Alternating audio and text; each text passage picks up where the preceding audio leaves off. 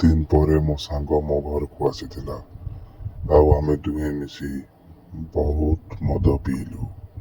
ଭରା ନିଶା ମୋତେ ବି ହେଲା, ହେଲେ ସେ ଜାଣି ଶୁଣି କମ୍ ପିଉଥିଲା, କାହିଁକି ନା ସେ ଭଲ ଭାବେ ଜାଣିଥିଲା ମୋ ଘରେ ମୋ ସ୍ତ୍ରୀ ଆଉ ମୁଁ ଏକା ରହୁଛୁ।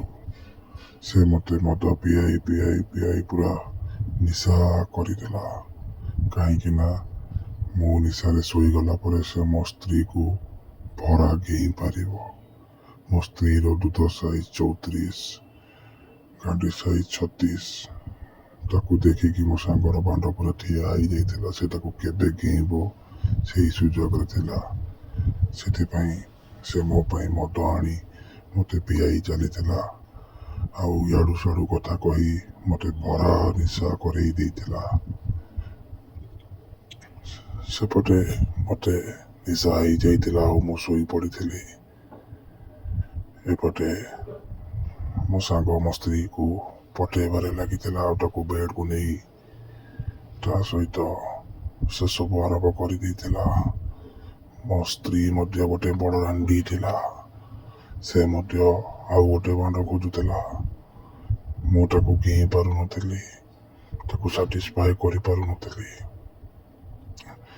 ତାର ଗୁମ୍ଫା ଭଳିଆ ବିଆରେ ମୋର ମୂଷା ଭଳିଆ ବାଣ୍ଡ ପଶି ପାରୁନଥିଲା, କିନ୍ତୁ ତା ଦୁଧକୁ ଦଳି ଦଳି ଦଳି ଦଳି ମୁଁ ତାର 22ରୁ 52 କରିଦେଇଥିଲି।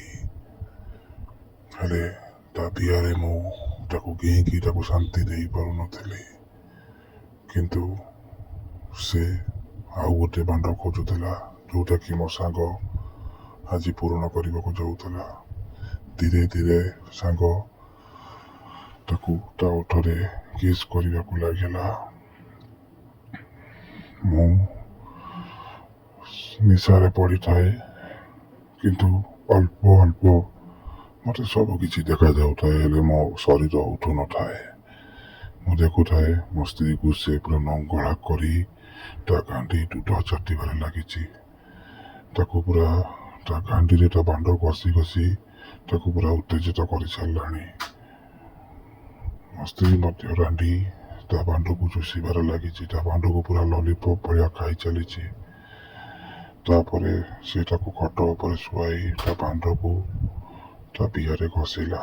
ତାପରେ ଦୁଧ ବୁନ୍ଦି ଚୁଷି ଚୁଷି ଚୁଷି ଚୁଷି ତଳକୁ ଆସି ତା ନାଭିରେ ତା ଚଢ଼ି ଖୋଲି ତା ବିଆକୁ ଚାଟିବାରେ ଲାଗିଲା। ପୁରା ମଟନ ଖାଇଲା ଭଳିଆ ତାକୁ ଲାଗୁଥିଲା। ମୁଁ ଚାହିଁକି ମଧ୍ୟ ଉଠି ପାରୁନଥିଲି। ତାପରେ ସେ ତା ବାଣ୍ଡରେ ଛେପ ପକେଇ ତାର 8 ଇଞ୍ଚିଆ ବାଣ୍ଡକୁ ମୋ ସ୍ତ୍ରୀ ବିଆରେ ପୁରେଇ ଦେଲା। ସେ ରାଣ୍ଡି ସ୍ତ୍ରୀ ମୋର ଖାଲି ମରିଗଲି, କମ୍ ଅନ୍ ପୁରାଅ, ଆହୁରି ଜୋରେ କର, ଛାଡ଼ନି ମତେ, ତମ କଳା ବାଣ୍ଡକୁ ପୁରା ଫଟେଇ ଦିଅ ମୋ ବିଆ। ସେ ମାକିଆ ବୁଢ଼ା ମତେ ଗେଇଁ ପାରୁନି, ତମେ ଗେଇଁକି ମତେ ଶାନ୍ତି କରାଅ। ତାପରେ ଖାଲି ରୁମ୍ଟା ଖାଲି ଖପା ଖପ୍ ଖପ୍ ଖପ୍ ଖପ୍ ଖପ୍ ନିଆଁରେ ଭର୍ତ୍ତି ଚାଲିଲା।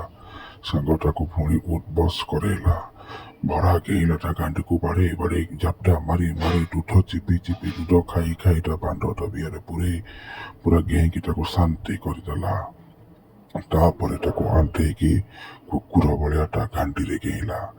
ବିଆ ତଳୁ ଆଙ୍ଗୁଠିରେ ପୁରେଇ ତା ଗାଣ୍ଡିର ଉପର କଣରେ ବାଣ୍ଡ ପୁରେଇ ଖପ୍ ଖାପ୍ ପୁରେଇ ଚାଲିଥାଏ। ସେପଟେ ସ୍ତ୍ରୀ ବେଧେଇ ମାଲୋ ମରିଗଲି, ଏମିତି ହଉଥାଏ। ସେ ସାଙ୍ଗ ମତେ ତାକୁ କହୁଥାଏ, ଆଲୋ ଏ ରାଣ୍ଡି, କେମିତି ଲାଗୁଛି ମୋ ଗିଆ? ମା ଗିଆଟା ଗେଇଁ ପାରୁନଥିଲା ତତେ, ଚମତ୍କାର ତୁ ତ ଚମତ୍କାର ଗାଣ୍ଡି ପାଇଛୁ। ତତେ ଆଜି ଗେଇଁ ଗେଇଁ ତତେ ବେଶ୍ୟା ବନେଇବି। ସେମିତି ସେ ମା ଗିଆକୁ ମଦ ପିଇବାକୁ ଦେବି ଆଉ ତତେ ଆଜି ଭରା ପେଲିବି, ଆଉ ସବୁଦିନ ଯେତେବେଳେ ଇଚ୍ଛା ହବ ସେତେବେଳେ ତତେ ଗେଇଁବି ଲୋ ଗୋଡ଼ା ଗେଇଁ ବେଧେଇ ରାଣ୍ଡି। ସ୍ତ୍ରୀ ମୋତେ କହିଲା, ହଁ ରେ ରାଣ୍ଡୁଆ, ତୁ ଯେତେବେଳେ ଇଚ୍ଛା ତୋର ଏଇ ମୁସଳ ବାଣ୍ଡ ମୋ ବିଆରେ ପୁରେଇ ମୋତେ ପୁରା ଗେଇଁ ଗେଇଁ ଶାନ୍ତି କରିଦେ। ସେ ମା ଗିଆଟା କିଛି ଜାଣିବନି ଲୋଲା ପାଣ୍ଡା। ମୁଁ ସେମିତି ସବୁ ଶୁଣୁଥାଏ, କିନ୍ତୁ କିଛି କରିପାରୁନଥାଏ। ଯଦି ଭଲ ଲାଗିଥାଏ ଲାଇକ୍, କମେଣ୍ଟ, ସେୟାର, ସବସ୍କ୍ରାଇବ୍ କରନ୍ତୁ।